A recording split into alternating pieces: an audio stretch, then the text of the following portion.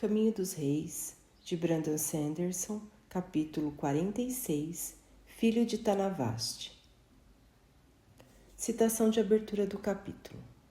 Embora eu tivesse um jantar marcado na cidade de Veden naquela noite, insisti em visitar Colinar para falar com Tiv-Bet. As tarifas de Uritiro estavam aumentando de modo bastante injustificado. Àquela altura, os ditos radiantes já haviam começado a mostrar sua verdadeira natureza. Depois do incêndio do Palaneu original, só restou uma página da biografia de Terksin, e esta é a única linha com alguma utilidade para mim.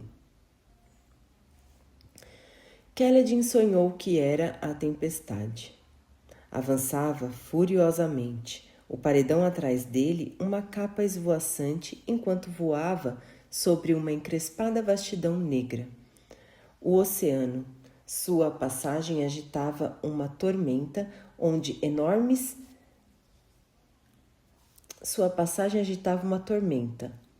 enormes se chocando, levantando capas brancas capturadas pelos seus ventos. Ele se aproximou de um continente sombrio e ascendeu bem alto, mais alto, cada vez mais alto. Deixou o mar para trás.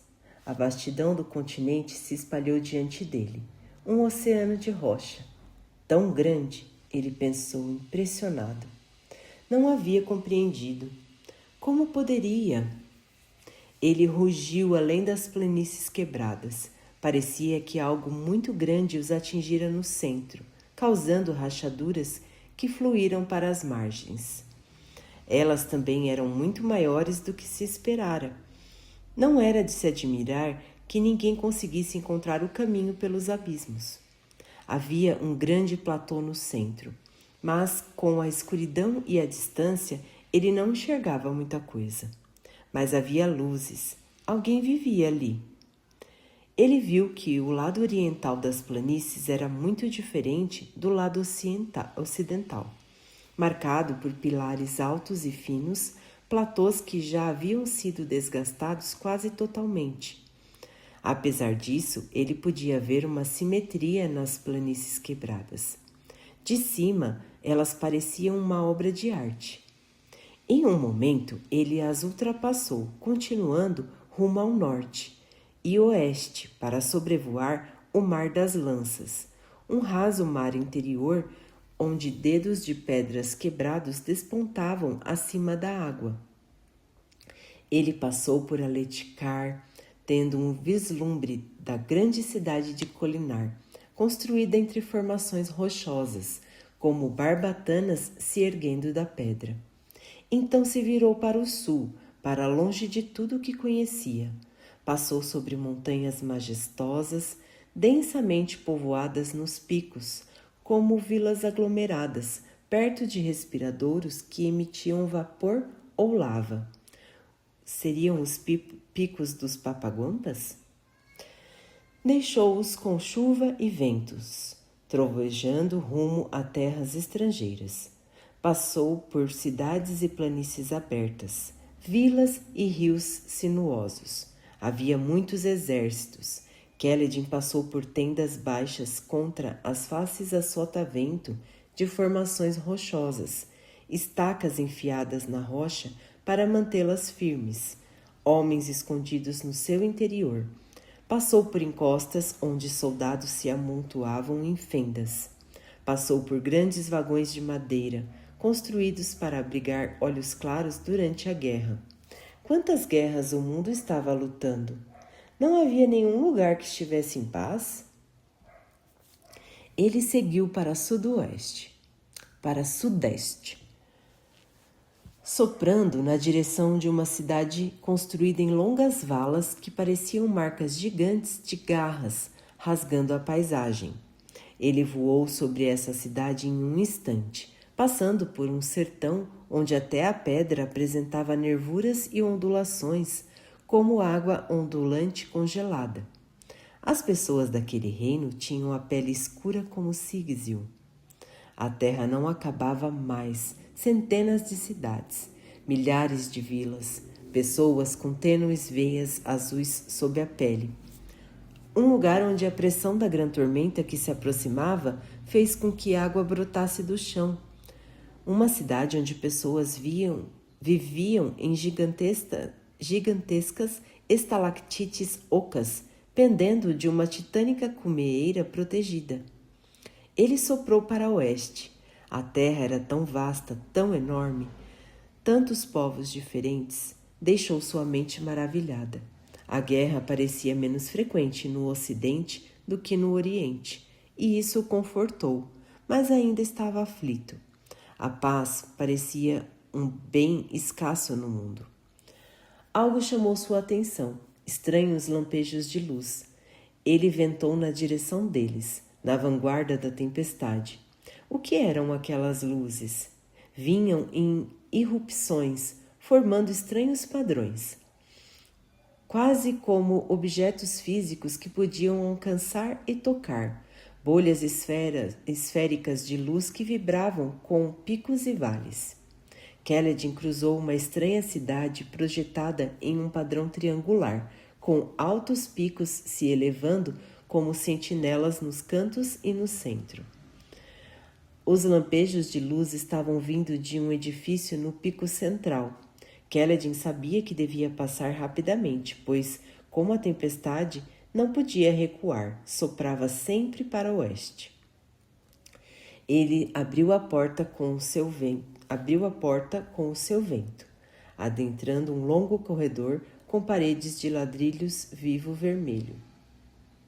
Murais em mosaicos por onde ele passou, rápidos demais para entender. Ele roçou as saias de serviçais altas e de cabelos dourados que carregavam bandejas de comida ou toalhas fumegantes. Elas falavam em uma língua estranha, talvez se perguntando quem deixara uma janela destrancada durante uma grande tormenta. Os lampejos de luz vinham diretamente de cima, eram hipnotizantes.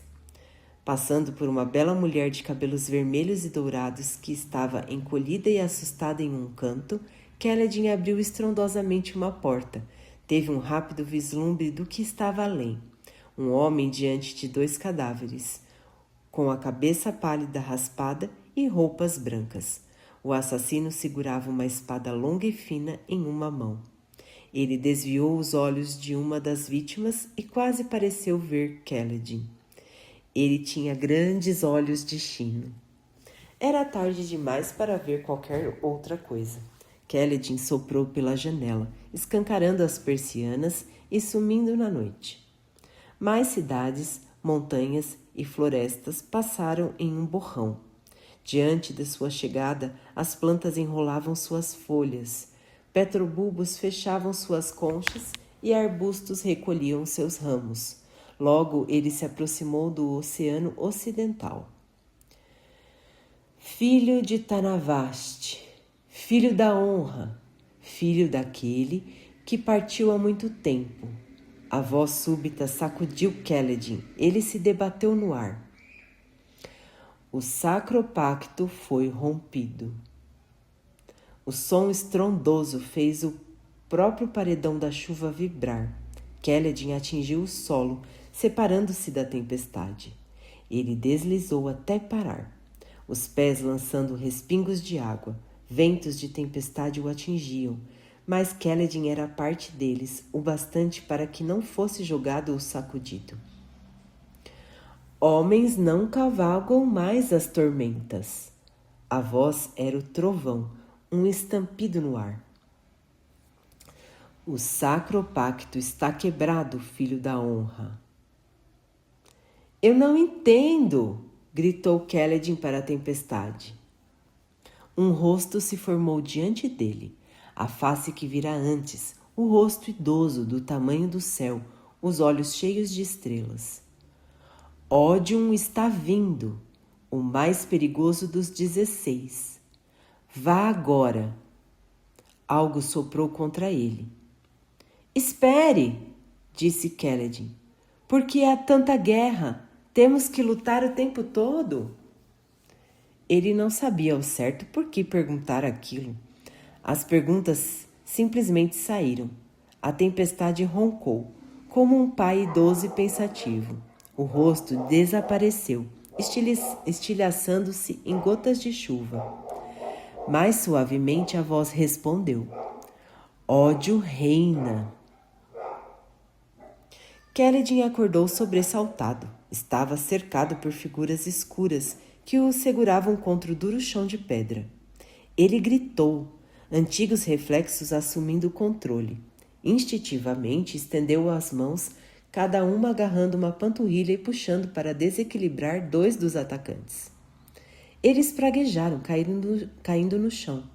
Kaledin usou o momento para se contorcer enquanto dava um amplo golpe com o braço.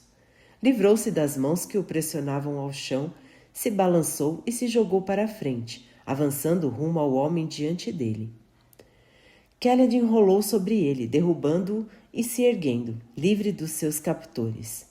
Ele girou, suor respingando da testa. Onde estava sua lança? Procurou a faca no seu cinto. Sem faca, sem lança. Raios o partam, Kaladin! Era Teft. Kaledin levou uma mão ao peito, respirando deliberadamente, dispersando o estranho sonho. Ponte 4. Ele estava com a Ponte 4. Os guardas-tempos do rei haviam previsto uma grande tormenta nas primeiras horas da manhã. Está tudo bem, disse ele para o bando de carregadores curvados e irritados que antes o segurava. O que vocês estavam fazendo? Você tentou sair na tempestade, ladrou Moshe, se erguendo. A única luz era de uma esfera de diamante que um dos homens havia colocado em um canto. Ha! Acrescentou Rocha, se levantando e limpando a roupa. Já tinha aberto a porta e estava olhando a chuva como se tivesse acertado sua cabeça com uma pedra. Tivemos que puxar você de volta. Não é bom para você passar mais 2 semanas na cama, hein? Kaledin se tranquilizou. A calmaria, a silenciosa chuva ao final de uma grande tormenta continuava a cair lá fora, gotas pingando no telhado. Você não acordava de jeito nenhum, disse Sigzel. Kaledin olhou de relance o homem azistiano sentado com as costas contra a parede de pedra. Ele não havia tentado segurar Kaledin. Estava tendo algum tipo de sonho febril.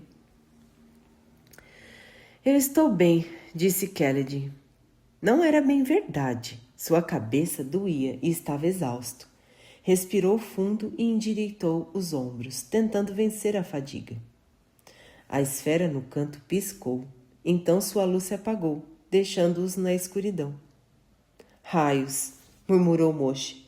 Aquela enguia do gás. Ele nos deu esferas foscas de novo. Kaledin cruzou a caserna, escura como breu, andando cuidadosamente.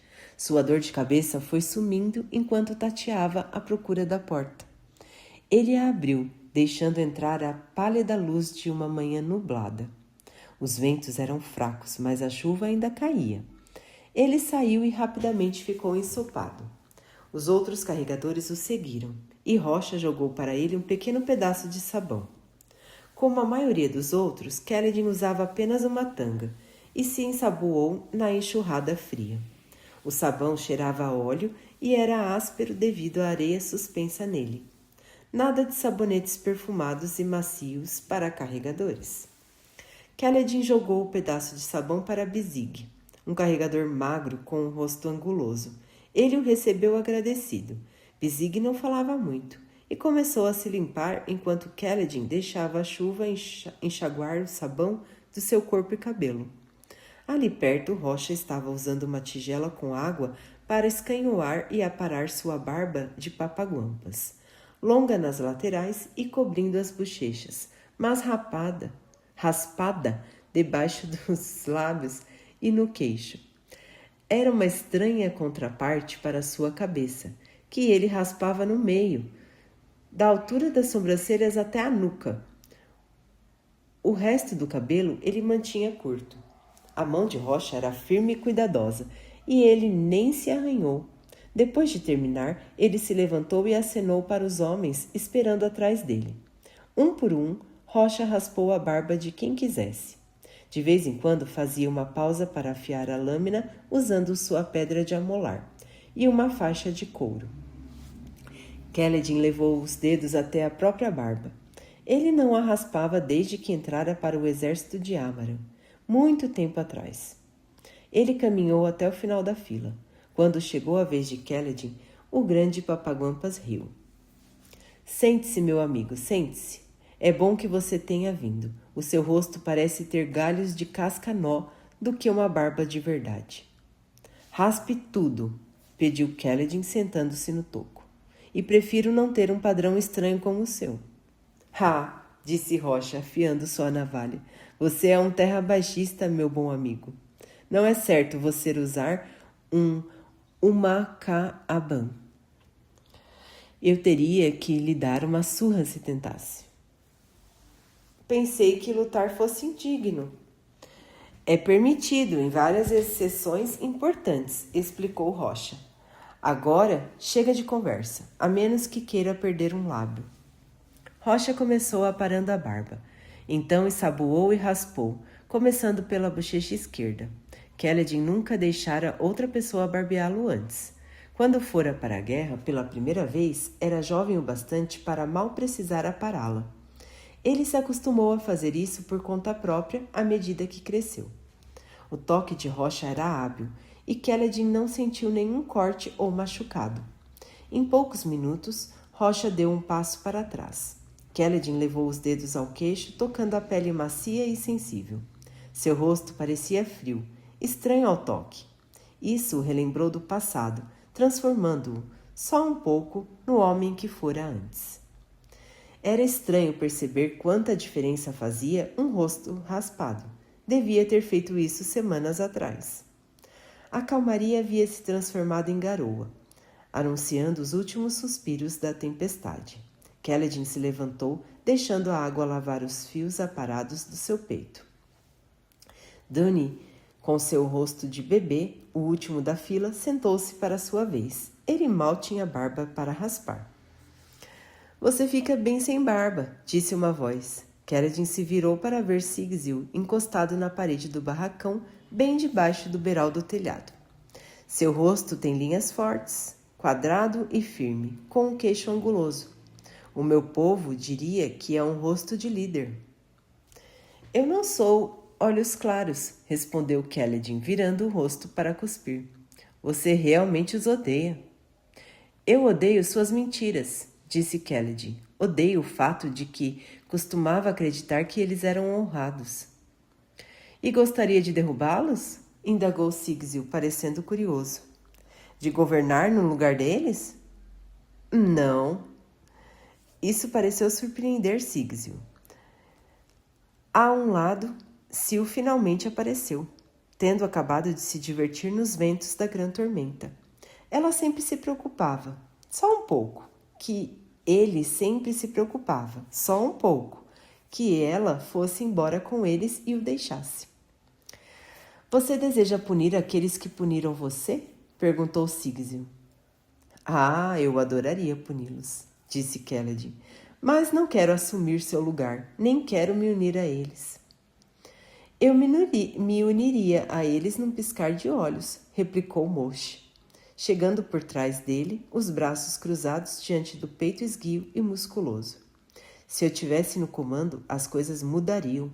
Os olhos claros trabalhariam nas minas e campos. Eles correriam com as pontes e morreriam pelas flechas dos parxindianos. Não vai acontecer, disse Kaledin, mas não vou culpá-lo por tentar. Sigzil assentiu pensativo. Alguns de vocês já ouviu falar na terra de Babatarnan? Não, respondeu Kaledin, dando uma olhada na direção do acampamento. Os soldados estavam se movendo agora. Uma boa parte estava se lavando também. Mas é um nome engraçado para um país. Sigzil bufou. Pessoalmente, sempre achei que Aletikar era um nome ridículo. Acho que depende de onde você for criado. Então, por que mencionar disse Moshe. Babatarnan, disse Sigzil. Eu visitei o local uma vez, com meu mestre. Eles têm árvores muito peculiares. A planta inteira, tronco e tudo mais, se deita quando uma grande tormenta se aproxima, como se fosse construída com uma dobradiça. Fui jogado na prisão 3 vezes durante nossa visita lá. Os babatianos são muito particulares sobre o modo de falar. Meu mestre ficou bastante insatisfeito com a quantia que teve que pagar para me libertar. Claro, acho que eles estavam usando qualquer desculpa para aprisionar um estrangeiro, já que sabiam que meu mestre já tinha bastante dinheiro. Ele sorriu com um ar saudoso. Uma dessas prisões foi minha culpa. As mulheres de lá, sabe, têm esses padrões de veia que parecem sobre a pele. Alguns visitantes consideram isso perturbador, mas achei que os padrões eram lindos, quase irresistíveis. Kelly franziu o senho. Ele não vira algo assim no seu sonho? Mencionei os babatianos porque eles têm um curioso sistema de governo lá, continuou Sigil. Sabe, os idosos tornam-se líderes. Quanto mais idade se tem, mais autoridade se possui.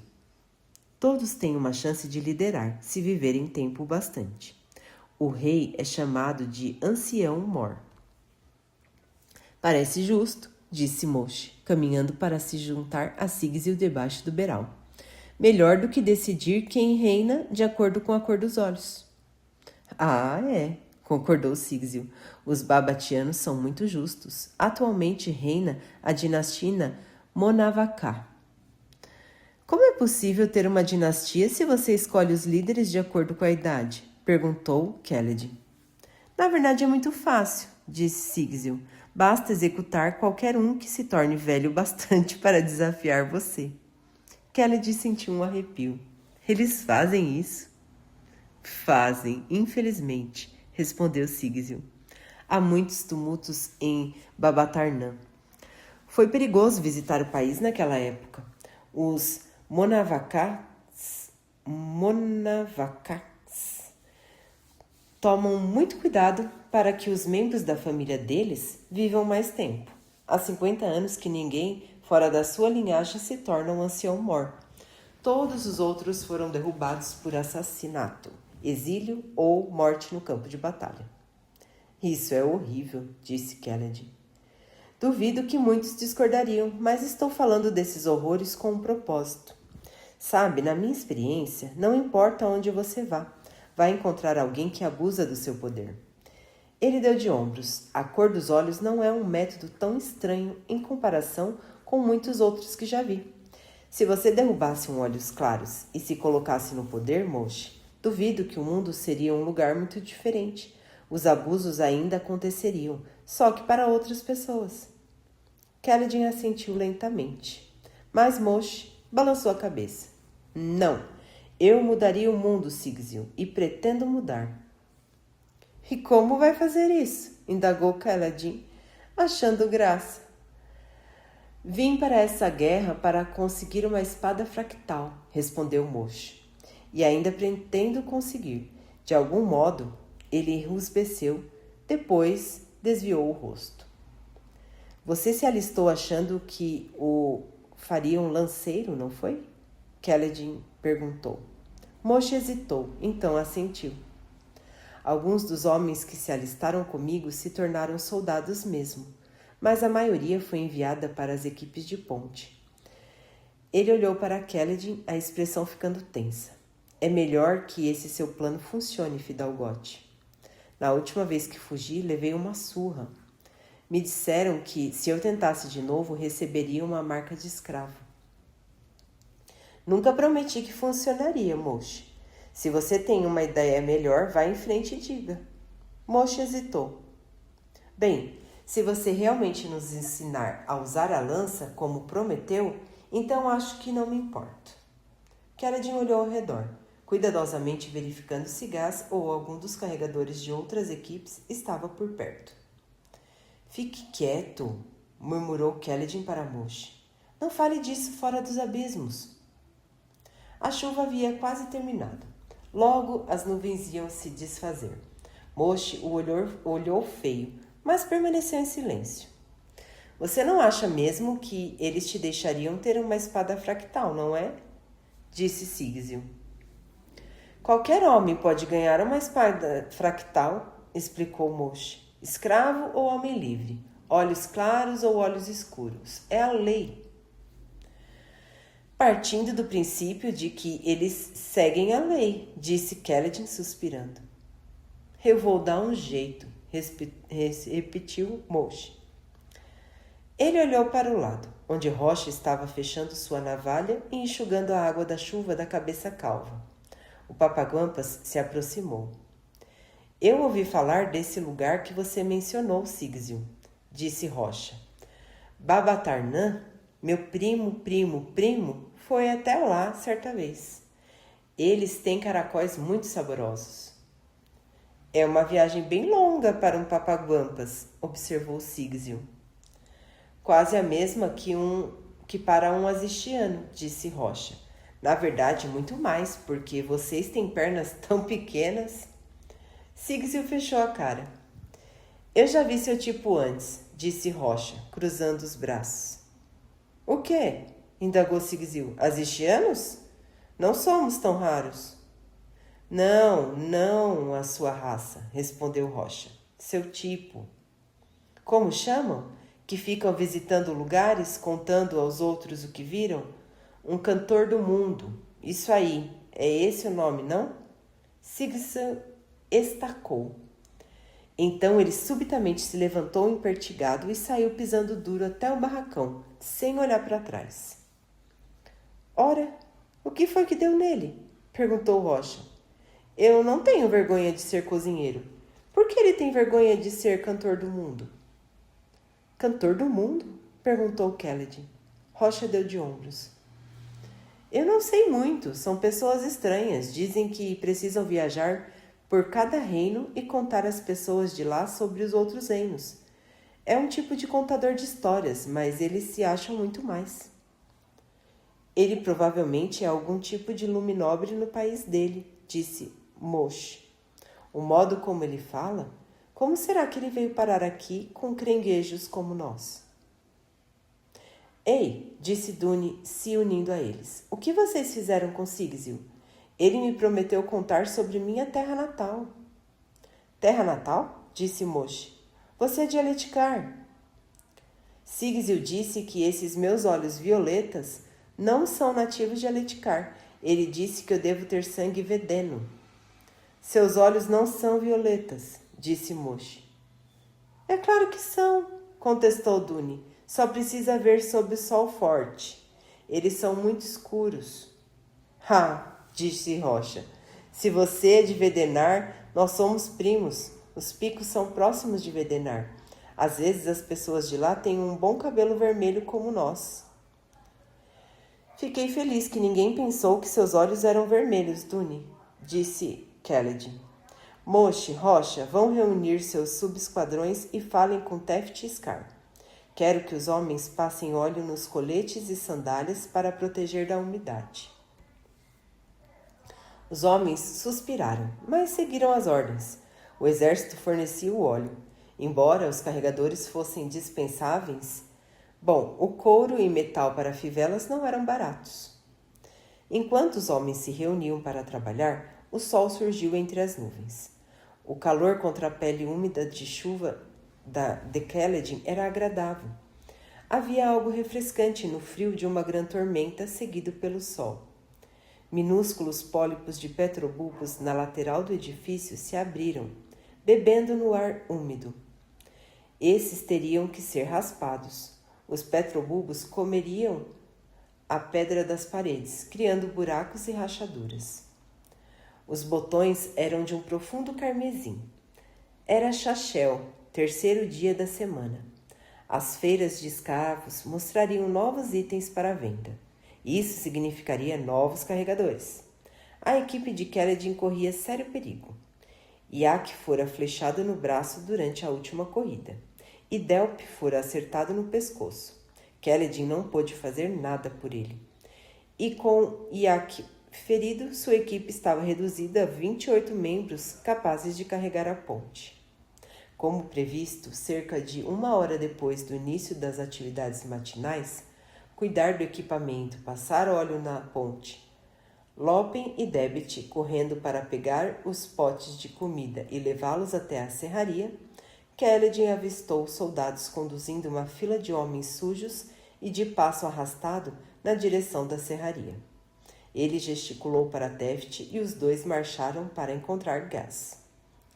Antes que você grite comigo, disse Gaz quando Kelledin chegou, entenda que não posso mudar nada aqui. Os escravos estavam amontoados, vigiados por um par de soldados em casacas verdes amarrotadas. Você é o sargento de pontes, disse Kelledin. Teft chegou junto dele. Não raspara a barba grisalha, mas começara a mantê-la curta e bem aparada. Disse Gaz, mas não passo mais as tarefas. A luminosa Rachal quer fazer isso pessoalmente. Em nome do marido, claro. Kelledin trincou os dentes. Ela deixaria a equipe da Ponte 4 com poucos membros. Então não ficamos com nada. Eu não disse isso, protestou Gaz. Então cuspiu o catarro escuro para o lado. Ela deu um para vocês. Pelo menos é alguma coisa, pensou Kelledin. Havia cerca de 100 homens no novo grupo. Qual deles? É melhor que seja alto o bastante para carregar uma ponte. Ah, ele é alto sim, disse Gaz, gesticulando para que alguns escravos saíssem do caminho. Um bom trabalhador também. Os homens chegaram para o lado, revelando um homem no fundo. Ele era um pouco mais baixo que a média dos homens comuns, mas ainda era alto o suficiente para carregar uma ponte. Tinha a pele marmorizada de preto e vermelho. Um parchemano? Perguntou Kelledin. Ao lado, Teft praguejou baixinho. Por que não? Disse Gaz. São escravos perfeitos. Nunca discutem. Mas estamos em guerra com eles, protestou Teft.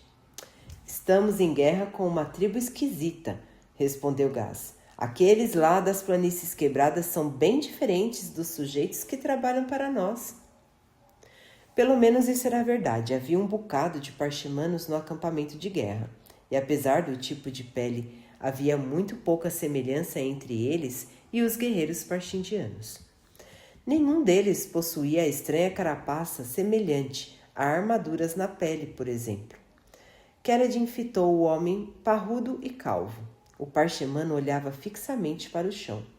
Vestia apenas uma tanga. E era forte.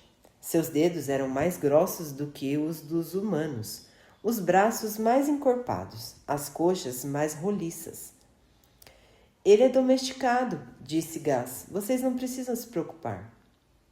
Pensei que os parchemanos fossem valiosos demais para serem usados em incursões de pontes, disse Kelledin. É apenas um experimento, disse Gaz. A luminosa Rachal quer saber suas opções. Encontrar carregadores suficientes tem sido difícil ultimamente, e os parchemanos podem nos ajudar a preencher os buracos. Isso é bobagem, Gaz, disse Teft.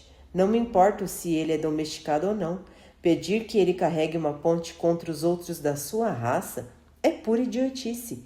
E se ele nos trair? Gaz deu de ombros. Veremos o que acontece. Mas... Deixe para lá, Teft, disse Kelledin. Você, parchemano, venha comigo. Ele virou-se para descer de volta à colina. O parchemano seguiu obediente. Teft praguejou e fez o mesmo. Que truque você acha que eles estão querendo pregar na gente? Indagou Teft. Suspeito que seja exatamente o que ele disse. Um teste para ver se um parchemano é confiável para correr com pontes. Talvez ele siga ordens. Ou talvez se recuse a correr, ou tente nos matar. De qualquer maneira, ela vence. Pelo bafo de Queleque, praguejou Teft. Nossa situação é mais feia que o bucho de um papaguampas. Ela vai acabar nos matando, Kelledin. Eu sei. Ele olhou sobre o ombro para o parchemano. Era um pouco mais alto do que a maioria da sua raça. Seu rosto um pouco mais largo, mas todos eles pareciam iguais para Kelledin. Os outros membros da Ponte 4 haviam formado uma fila quando Kaledin retornou. Eles assistiram à chegada do parchemano com surpresa e descrença. Kaledin parou na frente deles com Teft ao seu lado, o parchemano atrás. Era agoniante ter um deles às suas costas. Ele casualmente se deslocou para o lado. O parchemano só ficou ali parado, olhos baixos, ombros caídos. Kaledin olhou para os outros. Eles haviam adivinhado e estavam ficando hostis. Pai das tempestades, pensou Kaledin. Então existe algo mais baixo nesse mundo do que um carregador de pontes. Um parchemano carregador de pontes. Parchemanos podiam custar mais do que a maioria dos escravos, mas o mesmo valia para um chule. Na verdade, a comparação era adequada, porque os parchemanos eram explorados como animais. Ver a reação dos outros fez com que Kaledin sentisse pena da criatura. E isso o deixou com raiva de si mesmo.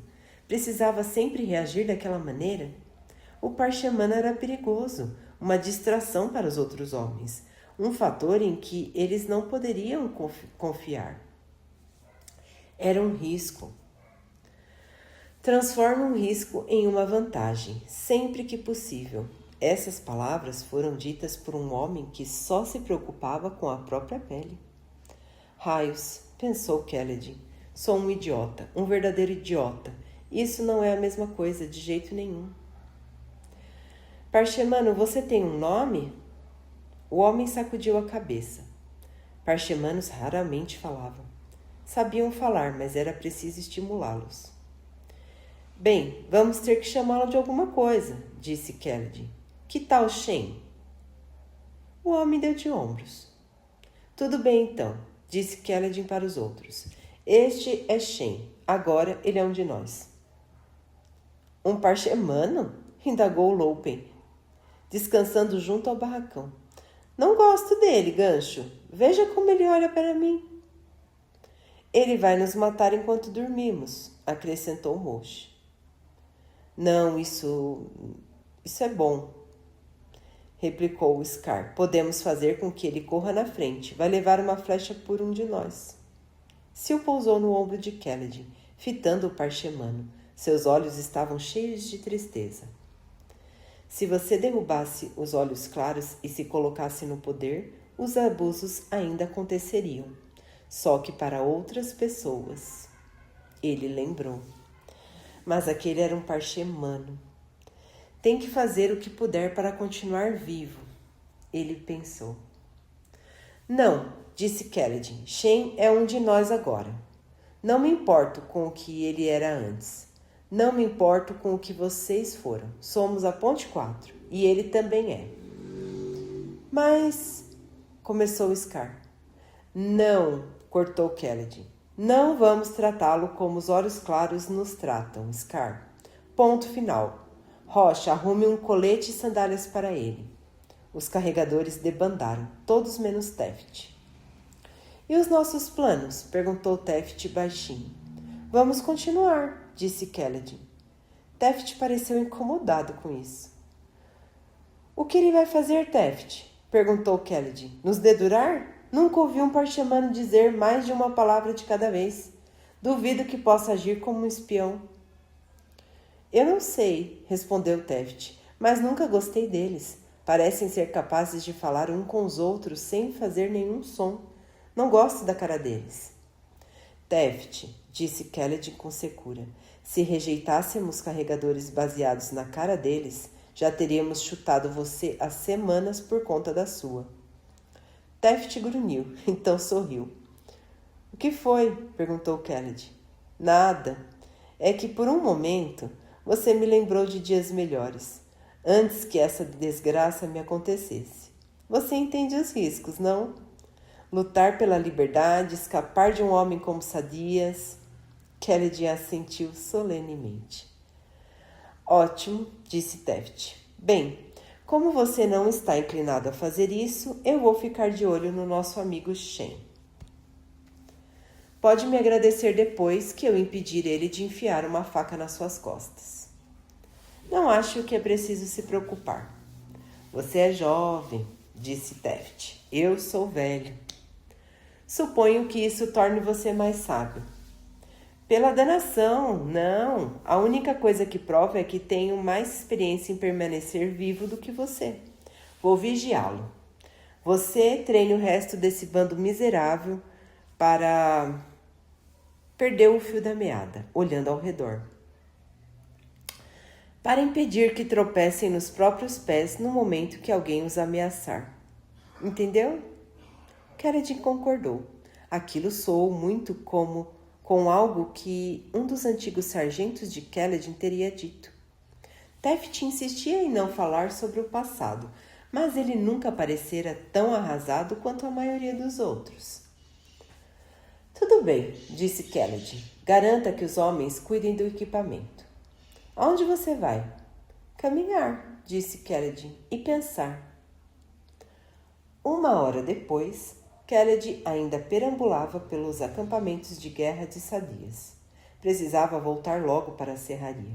Seus homens estavam novamente no trabalho de abismo e receberam apenas umas poucas horas livres para cuidar do equipamento. Quando era um rapaz, não compreendia por que seu pai frequentemente saía andando para pensar. Quanto mais velho Kaledin ficava, mais percebia que imitava os hábitos do homem. Caminhar, se mover, ajudava sua mente. A passagem constante de tendas, cores variando, homens se movendo, tudo isso criava uma sensação de mudança e fazia com que seus pensamentos quisessem se mover também. Não faça apostas mesquinhas com sua vida, Kaledin, Durk sempre dissera. Não aposte só uma peça quando tem um bolso cheio de marcos. Aposte tudo ou saia da mesa. Sil dançava diante dele, saltando de um ombro para outro na rua apinhada. Ocasionalmente, ela pousava na cabeça de alguém passando na outra direção e ficava sentada ali, as pernas cruzadas, enquanto passava por Kaledin. Todas as suas esferas estavam na mesa. Estava determinado a ajudar os carregadores, mas algo incomodava, uma preocupação que não conseguia ainda explicar. Você parece preocupado, observou Sil pousando no seu ombro. Ela estava usando um chapéu e uma jaqueta sobre sua roupa usual, como se estivesse imitando os lojistas das proximidades. Passaram pela loja do apotecário. Kaledin mal se deu ao trabalho de olhar para ela. Não tinha seiva de erva-botão para vender. Logo ficaria sem suprimentos. Ele disse aos seus homens que os treinaria a lutar, mas isso levaria tempo. E quando estivessem treinados, como conseguiriam as lanças nos abismos que usaria para escapar? Subir com elas escondidas seria difícil, considerando a maneira como eram revistados. Eles poderiam começar a lutar na hora da revista, mas isso só colocaria todo o acampamento de guerra em alerta. Problemas. Quanto mais ele pensava, mais impossível lhe parecia a tarefa. Ele abriu caminho para um par de soldados, vestindo casacas verde floresta. Seus olhos castanhos os marcavam como cidadãos comuns, mas os nós brancos nos ombros indicavam que eram oficiais civis, líderes de esquadrão e sargentos. Kaledin, chamou Sil. Escapar com os carregadores é a tarefa mais difícil que já peguei. Muito mais difícil do que minhas outras tentativas de fuga como escravo. E falhei em todas elas. Não posso deixar de me perguntar se não estou me preparando para outro desastre. Vai ser diferente dessa vez, Kaledin, disse Sil. Eu posso sentir. Parece algo que Tien diria. A morte dele prova que palavras não mudam nada, Sil. Antes que pergunte, não estou caindo em desespero novamente. Mas não posso ignorar o que aconteceu comigo. Começou com Tien. Desde aquele momento, parece que toda vez que escolhi especificamente pessoas para proteger, elas acabam mortas. Todas as vezes. É o bastante para que eu me pergunte se o próprio Todo-Poderoso me odeia. Ela franziu o senho. Acho que você está sendo tolo. Além do mais, se fosse o caso, ele odiaria as pessoas que morreram e não você. Você sobreviveu. Suponho que seja egocêntrico da minha parte achar que tudo é sobre mim. Mas, Sil, eu sempre sobrevivi quando quase ninguém mais escapou. Repetidas vezes. Meu antigo esquadrão de lanceiros, a primeira equipe de pontes de que participei, muitos escravos que tentaram me ajudar a escapar. Existe um padrão, está ficando cada vez mais difícil de ignorar. Talvez o Todo-Poderoso esteja preservando você, sugeriu Sil. Kelledin hesitou na rua. Um soldado passante praguejou e o empurrou para o lado. Algo naquela conversa estava errado. Kelledin se moveu para o lado de um barril de chuva, colocado entre duas lojas com sólidas paredes de pedra. Sil, você mencionou o Todo-Poderoso. Você mencionou primeiro. Ignore isso por enquanto. Você acredita no Todo-Poderoso? Você sabe se ele realmente existe? Sil inclinou a cabeça. Eu não sei. Bem, há um bocado de coisas que eu não sei, mas eu deveria saber isso. Acho eu, talvez... Ela parecia bastante perplexa. Não tenho certeza se eu acredito, disse Kelledin, olhando para a rua. Minha mãe acreditava e meu pai sempre falava sobre os arautos com reverência. Acho que ele também acreditava, mas talvez apenas porque as tradições da cura teoricamente vieram dos arautos. Os fervorosos ignoram a nós, carregadores. Eles costumavam visitar os soldados quando eu estava lá no exército de Amaran, mas nunca vi um único deles na serraria. Não tenho pensado muito nisso. Ter fé nunca pareceu ajudar nenhum dos soldados. Então, se você não acredita, não há por que achar que o Todo-Poderoso o odeia. Só que não se há Todo-Poderoso, pode haver alguma outra coisa. Eu não sei. Muitos dos soldados que eu conheci eram supersticiosos.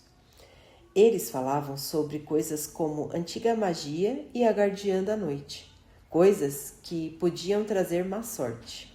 Eu zombava deles, mas agora como posso continuar a ignorar essa possibilidade? E se todos esses fracassos puderem ser traçados a algo desse tipo? Sil parecia perturbada. O chapéu e a jaqueta que estava usando se dissolveram em névoa, e ela abraçou a si mesma, como que arrepiada pelos seus comentários. Odium reina, ele lembrou. Sil, disse ele franzindo o senho, se lembrando do seu estranho sonho. Você já ouviu falar de algo chamado ódium? Não estou falando de ódio. O sentimento. Quero dizer, uma pessoa ou algo chamado por esse nome. Sil sibilou de repente. Foi um som feroz e perturbador. Ela saiu voando do seu ombro, tornando-se uma mancha de luz, e correu como um raio sobre as cornijas do edifício seguinte. Ele ficou aturdido. Sil! Chamou, atraindo a atenção de duas lavadeiras que passavam. A esprena não reapareceu. Kelledin cruzou os braços. Aquela palavra a perturbara. Por quê? Uma série alta de imprecações interrompeu seus pensamentos. Kelledin girou enquanto um homem saía de um belo edifício de pedra do outro lado da rua, empurrando uma mulher seminua na sua frente. O homem tinha olhos azuis claros, e sua casaca verde floresta, carregada debaixo de um braço, tinha nós vermelhos no ombro. Um oficial olhos claros de patente não muito alta, talvez 7º nã. A mulher seminua caiu no chão. Ela segurava a parte frontal do vestido, aberto junto ao peito, chorando. Seu longo cabelo preto preso com 2 fitas vermelhas. O vestido era o de uma mulher olhos claros, exceto que as 2 mangas eram curtas, a mão segura exposta. Uma cortesã. O oficial continuou a praguejar enquanto vestia o casaco. Ele não abotoou todos os botões. Em vez disso, deu um passo à frente e chutou a prostituta na barriga. Ela arfou, esprenos de dor saindo do solo e se juntando ao redor dela. Ninguém na rua parou, embora a maioria se apressasse ao passar com a cabeça baixa. Kaledin rosnou, saltando para a estrada, abrindo caminho entre o grupo de soldados. Então parou. 3 homens de azul saíram da multidão, posicionando-se determinadamente entre a mulher caída e o oficial de verde. Só um deles tinha olhos claros. A julgar pelos nós nos ombros, nós dourados, um homem de alta patente, segundo ou terceiro dan. Eles obviamente não eram do exército de Sadias, não com aquelas casacas azuis bem passadas. O oficial de Sadias hesitou. O oficial vestido de azul pousou a mão no punho de sua espada. Os outros 2 portavam finas alabardas com brilhantes lâminas em meia-lua. Um grupo de soldados de verde saiu da multidão e começou a cercar os soldados de azul. A atmosfera ficou tensa e Kaledin percebeu que a rua, apinhada até momentos atrás, estava se esvaziando rapidamente. Ele estava praticamente sozinho, o único homem assistindo os 3 de azul, agora cercados por 7 de verde. A mulher ainda estava no chão, choramingando. Ela se encolheu perto do oficial de traje azul. O homem que a chutara, um bruto de traços grosseiros com o cabelo preto arrepiado, começou a abotoar o lado direito da casaca.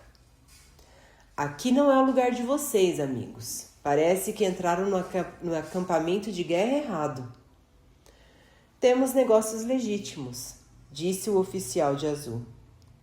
Ele tinha cabelo louro claro, salpicado com preto aletiano, e um belo rosto. Tinha a mão estendida à frente, como se quisesse apertar a do oficial de Sadias. Vamos lá, disse ele afável.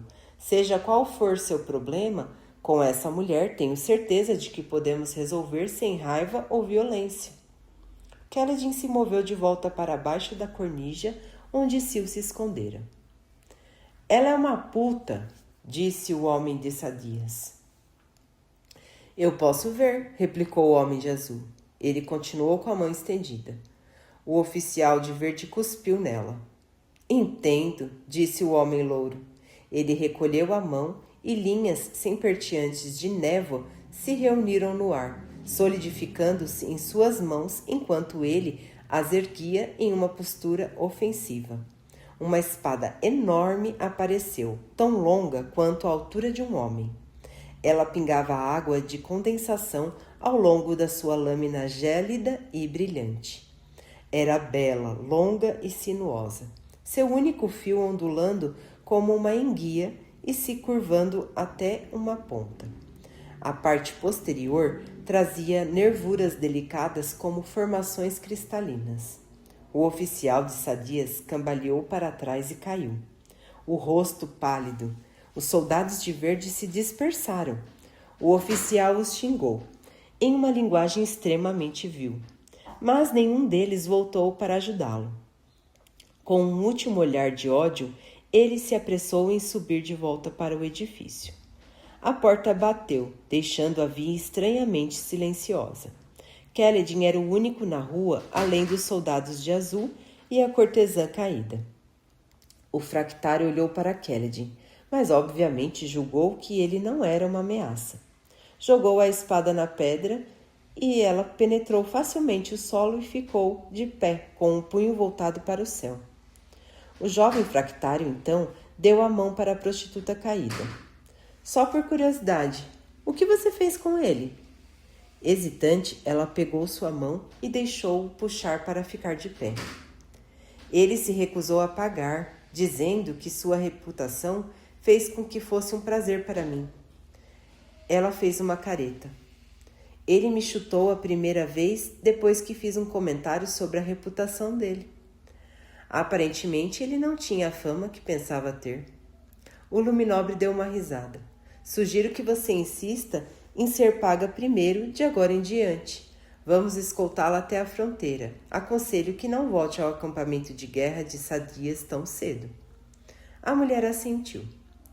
Segurando a parte frontal do vestido junto ao peito, sua mão segura ainda estava exposta. Esguia com pele bronzeada, os dedos longos e delicados. Kaledin percebeu que estava olhando fixamente e corou.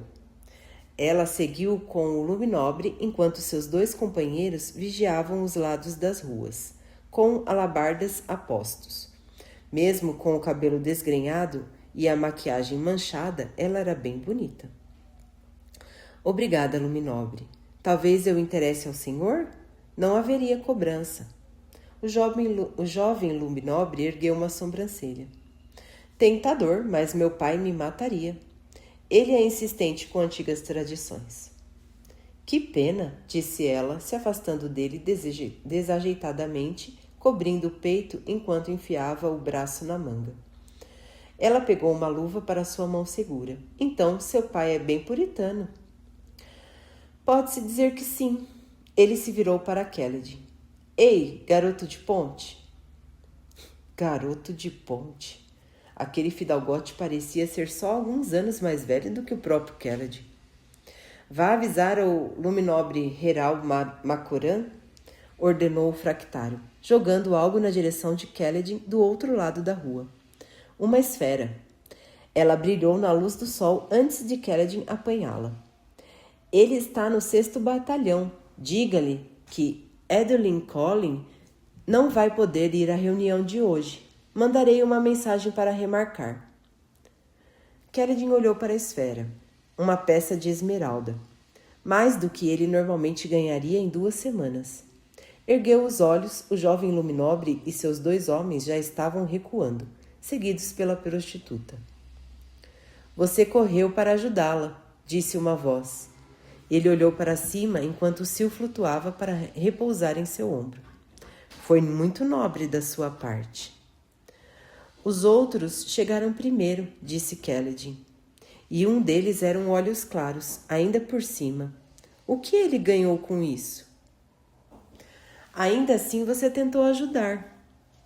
Tolamente, disse Kaledin. O que eu poderia ter feito? Lutado com os olhos claros? Isso só teria atraído metade dos soldados do acampamento contra mim, e a prostituta teria sido surrada ainda mais por ter causado tal distúrbio. Ela podia ter acabado morta pelas minhas ações. Ele se calou. Era muito parecido com o que estava dizendo antes. Ele não podia se entregar à crença de que estava amaldiçoado ou que tinha má sorte, ou fosse lá o que fosse. A superstição nunca levava a lugar nenhum. Mas ele tinha que admitir que o padrão era perturbador. Se não mudasse suas ações, como poderia esperar resultados diferentes? Precisava tentar algo novo, mudar de alguma maneira. Isso exigiria mais pensamento. Kaledin começou a caminhar na direção da serraria. Você não vai fazer o que o Luminobre pediu? Perguntou Sil. Ela não demonstrava qualquer vestígio do seu medo súbito. Parecia querer fingir que nada acontecera. Depois de como ele me tratou, rebateu Kaledin. Não foi tão mal assim. Não vou me curvar a eles. Chega de correr segundo seus caprichos, só porque eles esperam isso de mim.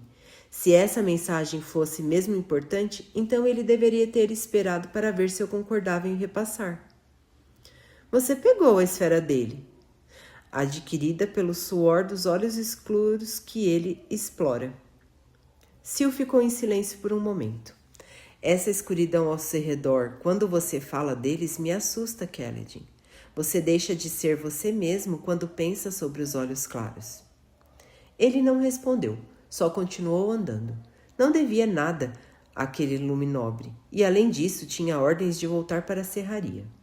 Mas o homem havia avançado para proteger a mulher. Não, Kaledin insistiu consigo mesmo. Ele só estava procurando uma maneira de humilhar um dos oficiais de Sadias. Todos sabem que existe uma tensão entre os acampamentos. E isso foi tudo que ele se permitiu pensar sobre o assunto.